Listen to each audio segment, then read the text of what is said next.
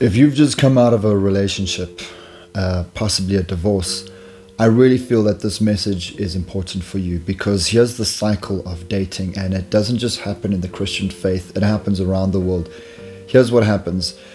You get your heart broken and you've got the soul wound, and in your soul dimension there's an issue, there's a problem, there's something that's missing.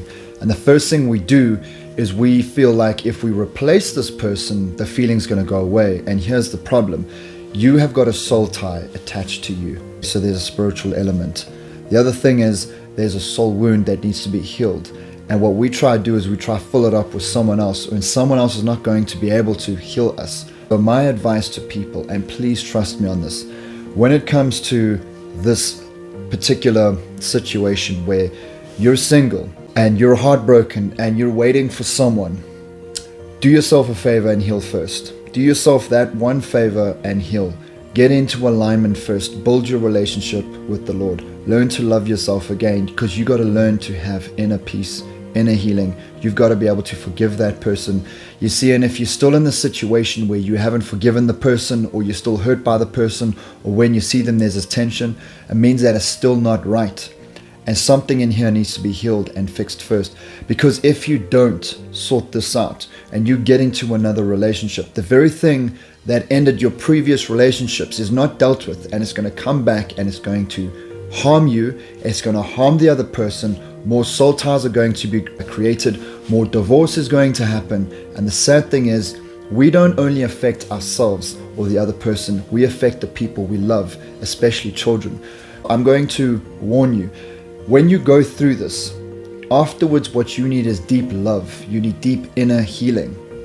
And without that, you are going to be broken. And a broken person out there is just going to attract someone who's just broken as well. And now you've got two broken people breaking each other further, going out there, breaking more people. And there's just this pattern of dating, breakup, broken, broken, broken, dating, broken, people breaking up. And before you know it, everyone's like, man, every single person is just damaged and broken. We are impatient human beings.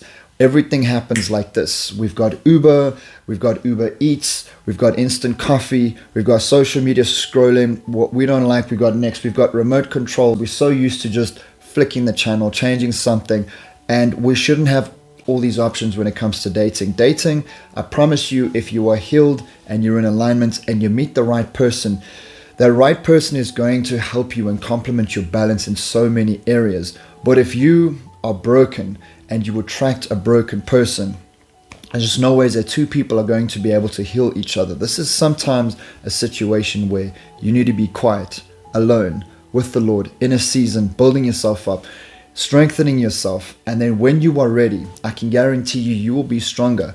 Because if you are with the right person, you will prosper. But if you are with the wrong person, you will absolutely go downhill. Your visions and dreams are going to be crushed.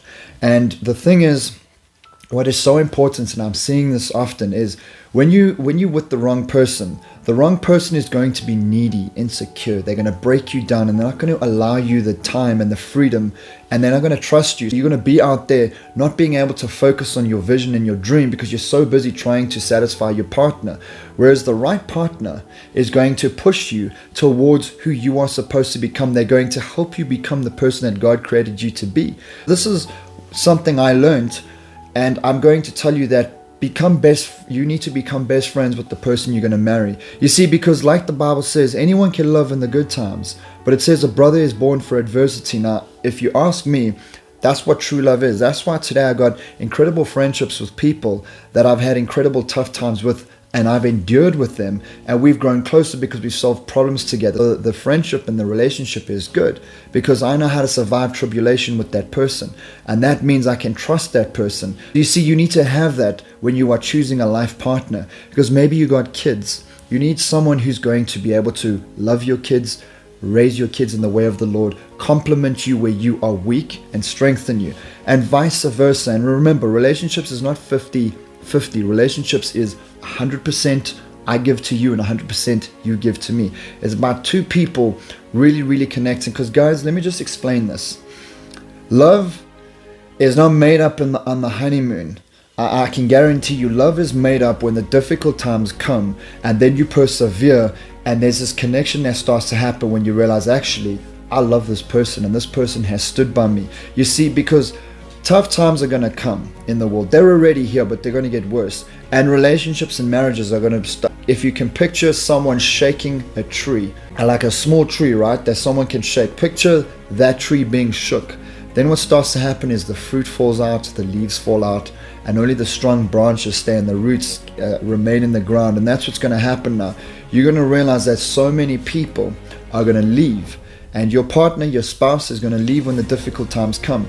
But if you've got that friendship and that relationship that you built up many years ago, your relationship will stand the test of time.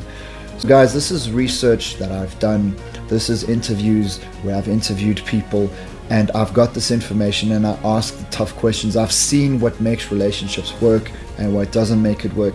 And yes, you need to be equally yoked, and I've gone over this before. Yes, two Christians can meet, and yes, they can be together, but they can still be very unevenly, unequally yoked, where they can bring out the worst in each other, because this person is spiritually up here and this person is spiritually mature, but this person is here. And this person doesn't understand basic things. They don't understand submission. They don't understand sub-love. They don't understand what love is. They don't understand how to put their partner first. Sometimes they're selfish. Sometimes they've got attention-seeking problems. Sometimes they're all out there on social media, but they actually should adorn themselves. And guys are out there flirting. You see, what I'm saying is, it is so important that when two people come together, even in the faith, they give each other time.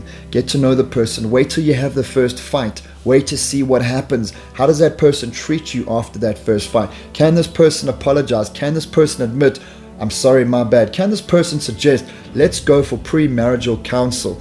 Let's go and get spiritual parents to look after us, to discern for us, to make better decisions, to help us. Because guys, in relationships there's a thing called blind spots. When you're emotionally attached to someone, you don't see reality. In the beginning, you are so fascinated with the person and they're perfect. But then after a certain point, out comes the real character of the person. Now they're exposed. And now you're like, I don't love this person because I don't know this person. So first get to know the person, and then get to ask yourself, is this person right for me? Do I have God's blessing? Is this thing biblical that we're doing? Is this person aligning up with my morals, my values, and my belief system? And that's when you start to make better decisions. Guys, I've given you everything I know on relationships. I hope that you will go out there and apply what I've told you. God bless.